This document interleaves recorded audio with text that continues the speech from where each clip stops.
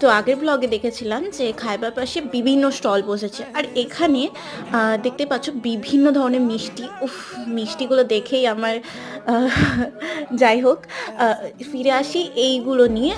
এখানে কাবাবের স্টল বসেছিল, বিভিন্ন ফিশ আইটেমও বসেছিল। আর এখানে আমি গ্রিন রসগোল্লা খাচ্ছিলাম, যেটা খুবই স্পঞ্জি ছিল। সো আমি তো মিষ্টি অনেক ধরনের টেস্ট করেছি। আর এখানে আমি সরপুরিয়া নেওয়ার জন্য, নবদ্বীপের সরপুরিয়া খুবই ফেমাস, তার জন্য এখানে দাঁড়িয়েছিলাম, যেহেতু ঘরে দিদি বলেছিল নিয়ে যেতে। আর এখানে আমি মালাই কাবাব খাচ্ছিলাম। এটা হচ্ছে চিকেন দিয়েই তৈরি। আর এইখান থেকেই আমি ওই মালাই কাবাবটা নিয়েছিলাম। আর এখানে আরও বিভিন্ন ধরনের স্টলে বিভিন্ন ধরনের কাবাব বসেছিল। আর এটা স্পেশালি আমার খুবই ভালো লেগেছে পার্সোনালি, কারণ মিষ্টিটা সত্যি খুব সুন্দর খেতে। আর সময় এখানে ফটো সেশন করেই আমি বাড়ি ফিরলাম।